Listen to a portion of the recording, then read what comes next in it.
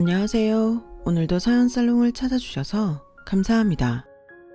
저는 사연을 좋아하는 60대 중반의 여성이랍니다. 저는 얼마 전까지 서울에서 살다가 고향으로 내려와서 평온한 날들을 보내고 있어요. 요즘 들어 자꾸 제가 살아온 날들이 떠올라 마음에 묻어뒀던 이야기를 하고 싶어서 서툴지만 글을 써보게 됐어요. 저는 지방의 작은 도시에서 자랐어요. 어릴 때 일찍 엄마가 돌아가셔서 아빠와 저, 그리고 남동생 이렇게 셋이 살았고요. 아빠는 큰 역이 있는 시내에서 자동차 정비 공장을 하셨어요. 동생은 어릴 때부터 서울 가고 싶다고 해서 중학생이 되자 바로 보냈죠. 저는 그런 거에 큰 욕심이 없어서 우리 동네에 있는 게 좋았어요. 하지만 아빠는 생각이 다르셨어요. 성미야, 사람이 살다 보면 어떤 일을 하게 될지 몰라. 능력을 길러야 돼. 아빠가 살아보니 그렇더라. 너도 성호처럼 미래를 준비하는 게 좋을 거다. 아빠가 부자는 아니어도 밀어줄 수 있는 만큼은 해줄게. 니들 엄마 없어서 힘들게 컸다는 말은 듣지 말아야지. 아빠 말 나도 다 아는데 아직은 뭘 하면 좋을지 잘 모르겠어. 아무튼 아빠 말 명심하고 지금부터 생각해 볼게. 라고는 했지만 고등학교 갈 때까지도 저는 진로를 결정하지 못했어요. 공부가 두루두루 재미는 있었고 머리도 나쁘지는 않아서 성적이 떨어지지는 않았어요. 하지만 하고 싶은 게 없어서 적당히 성적에 맞춰서 대학에 가고 그 다음에는 나중에 생각하자 싶었죠. 별 탈 없이 평범한 날들이 계속될 때까지는 그랬어요. 고2 가을 어느 날 학교 수업 시간에 갑자기 담임선생님이 저를 불렀어요. 성미야, 얼른 병원에 가봐라. 아버지가 쓰러지셨다는구나. 네? 왜요? 어디서요? 공장에서 일하다가 갑자기 그랬다나 봐. 저는 바로 시내의 종합병원에 갔고 아버지는 수술 중이었어요. 의사 말로는 심장에 문제가 생겼다는데 수술이 끝나봐야 안다고 하더군요. 저는 동생한테 연락을 하고 3시간이 넘는 시간을 혼자 대기실에서 아빠가 무사히 나오기만을 기다렸어요.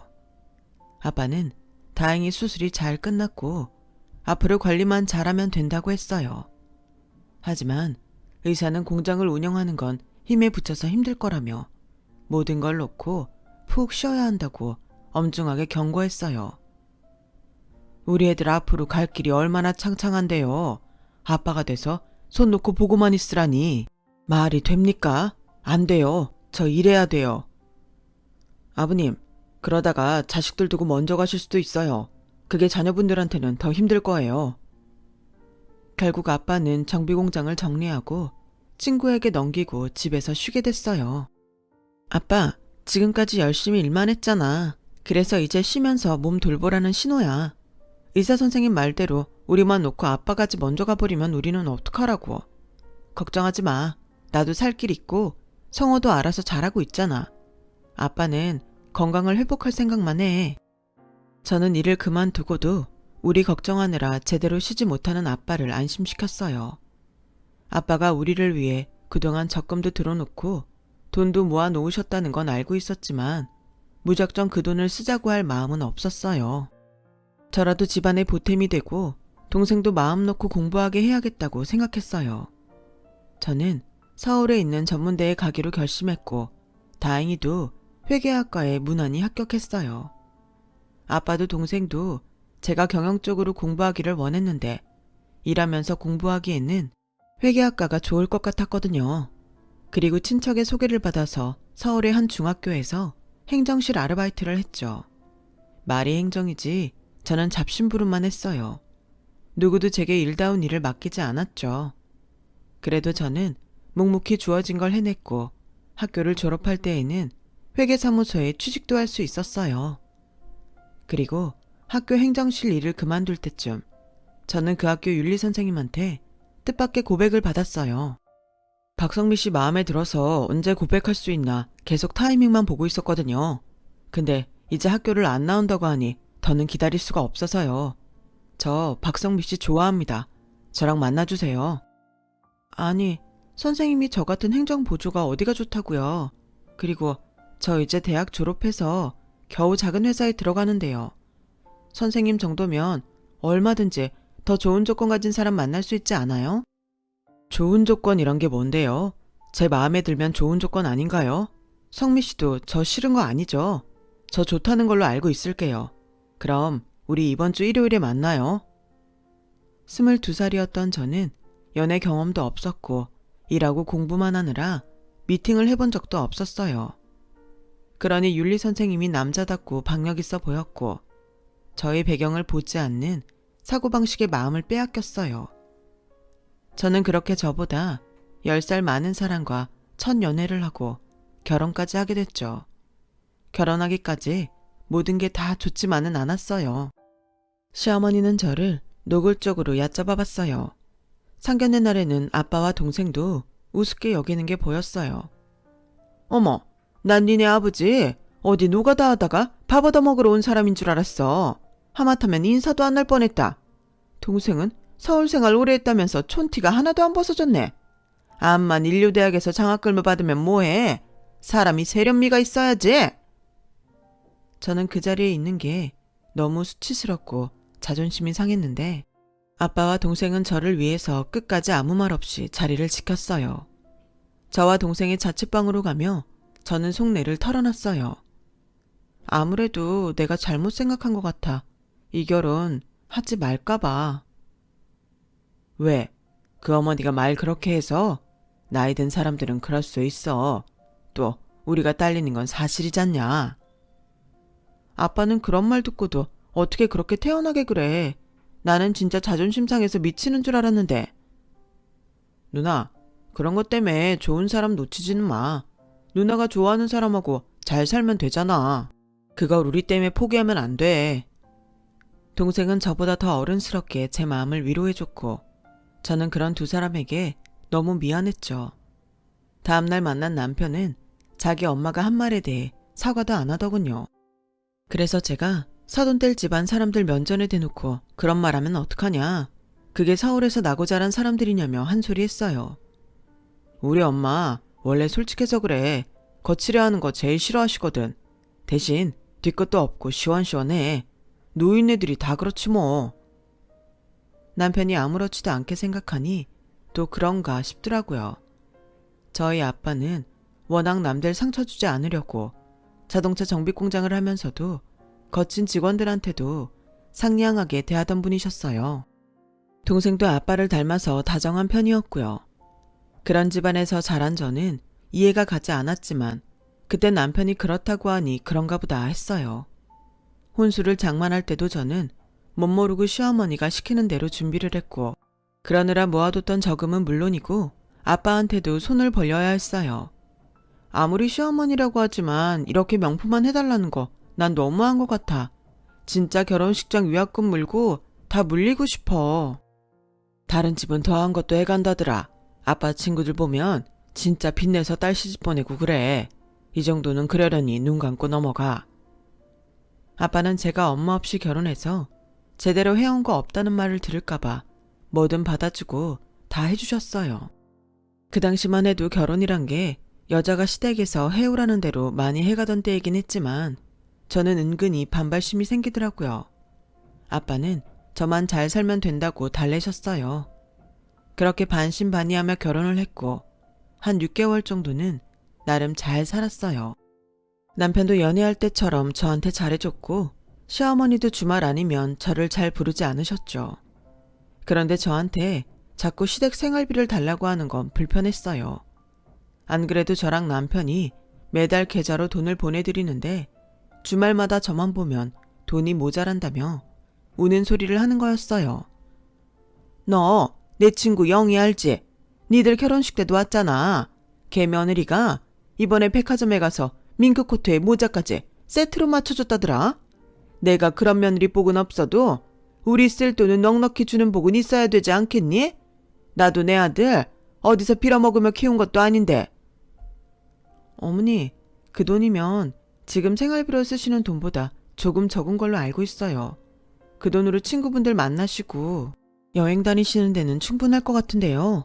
저희도 앞으로를 위해서 돈도 모아야 되는데 솔직히 좀 버거워요. 야, 내가 그 돈으로 놀러 다닌다고 누가 그러니? 민수가 그러디? 걔는 지 엄마를 이상한 사람 만드네. 근데 너도 말 그렇게 하는 거 아니지? 내가 니들 돈 모으지 말라고 하기랬니? 있는 데서 나 부끄럽지 않게 해달라는 거지. 얘가 가만 보면 사람 속물처럼 만들고 그러더라. 누가 들으면 내가 며느리 뜯어먹고 사는 줄 알겠다. 시어머니는 불같이 화를 냈고 집에 온 남편은 제게 불평을 했어요. 당신은 가끔 보면 너무 융통성이 없어. 어른이 그런 말하면 생글생글 웃으면서 네 어머니 생각해 볼게요. 이렇게 넘어갈 줄도 알아야지. 나까지 곤란하게 만들고 그래. 처음부터 못하는 건 못한다고 말해야 기대를 안 하시지. 돈 줄 수 있을 것처럼 하다가 안 주면 그게 더 나쁘잖아. 내가 뭘 당신을 곤란하게 해. 내가 당신이랑 어머니 기분까지 생각하면서 없는 말 해야 돼? 그러는 당신네는 왜 내 기분은 생각 안 하는데 왜 나한테는 하고 싶은 말 다 하면서 자기들 마음만 알아달래? 이 조그만 게 어디서 이렇게 따박따박 대들어. 여자가 그러면 집안 사람들 신경 쓰는 게 일이지. 누구더러 자기 기분 안 알아준다고 징징거려. 저는 그 말에 너무 충격을 받았어요. 남편이 저를 그런 식으로 생각하고 있었다는 게 화가 났죠. 제가 너무 화가 나서 며칠 동안 말도 안 하고 있었더니 남편은 그제야 미안하다며 자기가 너무했다고 하더군요. 앞으로는 서로 조심하자고 하면서요. 그때는 저도 알겠다고 하고 넘어갔어요. 시어머니는 제가 가진 것 없는 집 딸이라고 무시하셨지만 그래도 심하게 시집살이를 시키지는 않았는데 제가 남편보다 돈을 더 잘 벌기 때문이었어요. 네가 다른 건 없어도 돈복은 있나 보다. 네가 집에 들어오고 돈 걱정은 해보질 않네. 시어머니는 제가 돈 가지고 남편 기죽일까봐 은근히 신경 쓰면서도 저한테 용돈을 못 받을까봐 그런지 눈치를 보긴 했어요. 그럭저럭 결혼하고 1년이 넘었고 저는 아이를 갖게 됐어요. 10주 차에 접어들었을 때 알게 됐는데요. 그 전부터 남편이 많이 늦기 시작하더군요. 아이가 생겨서 좋다면서도 입시랑 애들 진로 상담 때문에 바쁘다고 새벽에 들어오기도 하고 아예 집에 오지 않기도 했어요. 시어머니도 그전에는 애가 생기기를 바라던 눈치더니 막상 제가 아이를 가졌다고 하니 시큰둥 하시더라고요. 지금 가지면 낳을 때 더워서 고생 좀 하겠다. 그런 걸 계산해보지 그랬니? 넌 친정엄마도 없는데 산후조리도 어떻게 할지 생각해 봤어야지. 나 고생시킬 생각은 마라. 회사도 바빠서 야근이 많아졌는데 남편이랑 시어머니까지 저러니 서글펐어요. 정말 친정엄마 없는 서름이 이런 거구나 싶어서 혼자서 울기도 많이 울었네요. 하루는 거래처를 다녀오는데 낯익은 사람이 보였어요. 바로 남편이었어요. 저는 남편을 부르려다가 옆에 있는 여자를 보고 그 자리에서 얼어버리고 말았죠. 아유, 우리 예쁜 사모님 힘들어서 어째. 조심조심 내 손 잡아 얼른. 보니까 두 사람이 나온 곳은 산부인과였어요. 내가 잘못 본 게 아닐까? 정말 한참을 그 자리에 서서 확인하고 또 확인했어요. 두 사람은 택시가 오자 타고 가버렸고 저는 그대로 있을 수 없어서 산부인과에 가봤어요. 좀 전에 택시 타고 가신 분들 여기 다녀요. 우리 친척인데 임신한 걸 몰라서 혹시 맞으면 깜짝 선물이라도 주려고요. 아, 좀 전에 나가신 이선영 산모랑 남편분이요? 맞아요. 지금 12주차 되셨어요. 라고 순순히 얘기해주는 접수대 간호사의 말에 정말이지 까무라칠 뻔했어요. 그날 밤 남편이 집에 오고 저는 낮에 본 걸 얘기했어요. 당신 지금 뇌 뒤밟고 다닌 거야? 그런 사람이었어? 누가 뒤를 밟았다고 그래? 거기 거래처 있는 동네야. 당신하고 웬 여자가 산부인과 나와서 택시 타고 갔잖아. 원래는 천천히 얘기할 생각이었는데 이렇게 된 거 어쩔 수 없네. 나 다른 여자 만나고 있어. 1년 좀 안 됐어. 10달쯤 됐나? 그럼 나랑 결혼하고부터 만났다는 거잖아. 그 여자는 당신 유부남인 거 알아? 처음엔 몰랐는데 내가 헤어지려고 하니까 울면서 잡더라. 내가 애 아빠여도 상관없대. 솔직히 까놓고 말해서 너랑 니네 집에 너무 실망했어. 아무리 없이 산다고 그렇게 후줄근할 줄 누가 알았겠냐고. 너 나이 어리다는 거 빼고 장점이 없잖아. 수준이 안 맞아서 친구들 모임 가는 것도 쪽팔려. 그건 너도 알지? 이렇게 뻔뻔하고 당당하더니 내가 알던 그 남자가 맞나 싶었어요. 학교에서 윤리를 가르친다는 사람이 결혼하고부터 계속 자기 아내를 속여왔다는 것도 억장이 무너졌어요. 시댁에도 그 여자가 아이를 가진 다음에 인사했다더군요. 모두 짜고서 저를 바보로 만들었던 거예요. 네가 다 알았다니 복잡할 것도 없겠네. 우리는 너한테서 낳은 핏줄 하나도 안 반갑다. 아직 초기니까 알아서 지울래? 애가 없어야 깨끗하게 헤어지지. 어머니, 아무리 제가 마음에 안 들어도 민수 씨 아이예요. 어머니 손주라고요. 어떻게 그런 말씀을 아무렇지도 않게 하세요? 니네 핏줄 섞여서 나오는 애가 뭐 좋을 게 있겠어? 우리 집안 물만 흐리지. 그리고 그 애가 민수 아이라는 증거는 있니? 너 야근한다고 어디서 무슨 짓을 했을지 어떻게 알아? 그렇게 막말하는 건 아니죠. 이제 이판사판이다 이거예요? 어머니 아들이 바람피니까 다 그렇게 보이세요? 얘가 어디다 대고 눈부라리고 말대답이야. 거기에 우리 민수를 왜 집어넣어? 민수가 오죽하면 그랬겠니? 네 행실이 칠칠치 못하니까 그런 거 아니겠어? 아, 예, 그러세요. 당신 아들을 행실이 발라서 그따위로 살았네요. 저 이대로 못 넘어가요. 그 사람 학교에 다 까발리고 얼굴도 못 들고 다니게 할 거예요. 어디 해볼 수 있으면 해봐. 나는 가만히 있을 것 같니? 니네 회사에 너 가정 내팽개치고 딴 남자랑 놀아놨다고 가서 깽판 칠 거야. 내가 못할 것 같아? 난 내 자식 위해서라면 더한 것도 해. 라며 말도 안 되는 억지를 쓰며 제 어깨를 몇 번이고 밀쳤어요.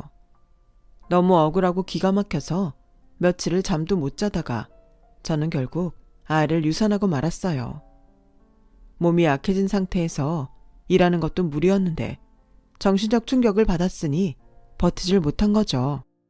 그런데 더 기가 막힌 건 제가 병원에 있는 사이에 남편이 세간살이를 싹 빼서 어디론가 사라진 거였어요. 정말 집만 덜렁 남겨두고 모든 걸 다 가져가 버렸더군요. 남편 학교로 찾아갔지만 이미 경비실에 얘기를 해둬서 제가 학교에 발도 들이지 못하게 했어요. 의부증에 걸려서 남편 괴롭히다가 이혼하고도 정신 못 차린 여자로 만들었더라고요. 저는 너무 큰 충격을 받아 회사도 그만두고 고향으로 내려가서 한동안 은둔하며 지냈어요. 아빠와 동생이 전부 잊고 다시 시작하자고 매일 위로했지만 제 귀에는 들리지도 않았죠. 그렇게 2년 3년 시간을 보냈고 저는 시내에 있는 부동산에서 일을 시작했어요. 일이라고 하기에는 간단한 매출 정리와 커피 심부름이 다였어요. 거기에 들어가게 된 것도 우연히 지나가다 힘들어 그 앞에서 쉬게 됐는데 사장님이 커피나 한잔 하고 가라며 절 부른 게 인연의 시작이었어요. 사장님은 인상이 푸근하고 나이가 지긋한 아주머니였는데 산전수전 다 겪어서 그런지 좋은 말도 많이 해주시고 마음이 편해지더라고요. 그때부터 저는 괜히 그 부동산에 들락거리게 됐고 그러다가 사장님이 이렇게 올 거 아예 자기를 도와달라고 하셨어요. 저는 거기에서 일을 하면서 어떤 부지를 사야 되는지 어떤 집을 언제 사고 파는지 어깨너머로 배우면서 부동산에 대해 조금씩 배웠어요. 성미야, 이거 봐. 여기 이 땅 어떻게 될 것 같니? 입지를 보니까 앞으로 개발 가능성이 있을 것 같아요. 지금은 아무도 모를 테니 먼저 사두면 나중에 큰돈 벌겠는데요. 그랬지? 그럼 너도 살래? 내가 돈 빌려줄게. 저를요? 사장님, 갑자기 왜 그런 말씀을 하세요? 내가 너 쭉 봤는데 성실하고 싹싹하고 믿을만 하겠다 싶어서 그래. 착한 사람 주저앉아 있는데 어떻게 보고만 있어. 이렇게 세워줘야지. 내 돈은 여기 땅값 오르고 팔 때 줘도 되니까 한번 투자해봐. 라며 사장님은 저를 밀어주셨어요. 저는 이대로 인생을 끝낼 게 아니면 다시 도전해보자는 마음이 들었어요. 결국 사장님 제안을 받아들여서 사장님과 반반씩 그 땅을 샀죠. 그리고 몇 년 되지 않아 그 땅은 재개발 지역이 되었고 저와 사장님은 큰 돈을 벌게 됐어요. 사장님, 그때 빌려주신 돈이요. 정말 감사했어요. 사장님께 다 갚고도 얼마나 많이 남는지 몰라요. 이 은혜 잊지 않을게요. 네가 잘 살면 은혜 갚는 거야. 이제 그 돈으로 재산 불려봐. 저는 입지가 괜찮은 곳에 낡은 집들을 몇 채 사서 건물을 지어서 팔고 또 땅을 사서 되팔면서 재산을 불렸어요. 그리고 다시 서울로 올라가서 지하철이 들어올 예정인 지역에 땅을 샀죠. 그런 식으로 몇 번을 하다 보니 전에는 꿈도 꾸지 못할 돈을 벌었어요. 어느 날 사장님이 저를 부르셨어요. 성미야, 이제 앞으로 부동산 규제도 심해지고 전처럼 큰 돈은 벌지 못할 거야. 이제는 투자로 돌리고 천천히 살펴보면서 움직이는 게 좋을 거다. 사장님은 이미 서울에 있는 아들들이 투자회사를 세워서 거기에 큰 돈을 넣고 굴리고 있었어요. 저도 수익이 제일 좋은 건물 하나와 저와 아빠가 살 아파트만 남기고 전부 처분을 했고 괜찮은 사업에 투자를 하기 시작했어요. 고생 끝에 복이 온다고 성미 너를 보면 그 말이 딱 맞다. 이게 다 네가 노력한 덕분이지만 말이야. 맞아 누나. 누나 정말 대단한 사람이야. 아니야. 이게 다 아빠랑 성우가 착하게 살아서 나까지 복을 받는 것 같아. 착한 끝은 있다는 게 이런 건가 봐. 저는 의대 공부를 마치고 의사 자격증을 딴 동생에게 강남 좋은 곳에 병원을 차려줬어요. 그러고 나니 제 할 일을 다 했다 싶더라고요. 그 무렵 저는 사장님의 소개로 한 남자를 만나고 있었어요. 남자라면 학을 뗐지만 아내를 병으로 먼저 보내고 혼자인 그 사람을 보니 어쩐지 마음이 쓰이고 자꾸 만나고 싶더라고요. 그 사람 성격이 조용하고 세심한 것도 마음에 들었어요. 결국 저와 남자는 재혼을 하기로 했고 결혼식 대신에 가족끼리 조촐하게 식사를 하기로 했어요. 강남의 한 호텔에서 저녁 식사를 하기로 한 날, 저는 오후에 근처에 있는 편집샵에 들러서 예약해 놓은 옷을 찾았어요. 그 옷을 입고 식사하러 가려는데 건물 청소를 하는 할머니가 제 구두에 구정물을 쏟는 게 아니겠어요? 바로 시어머니였어요. 예, 너 성미 아니니? 네가 이게 무슨 일이냐? 그 옷은 또 뭐고? 아니 세상에 사람이 죽으란 법은 없다고? 어쩜 이럴 때 너를 딱 만나니? 이 손 놓으세요. 이게 뭐 하는 짓이에요? 저는 매몰차게 손을 뿌리치며 시어머니한테서 떨어졌어요. 무슨 짓이라니? 나 기억 못하겠어? 네 시어머니잖아. 얘 정말 잘 만났다. 우리 지금 다 거리에 나앉게 생겼어. 이렇게 다시 만난 게 다 하늘의 뜻이다. 하고 다니는 거 보니 아주 폈구나. 우리 어디 가서 자세히 얘기 좀 하자. 무슨 말 같지도 않은 소리야. 이봐요 할머니. 내가 댁하고 얘기를 왜 해요?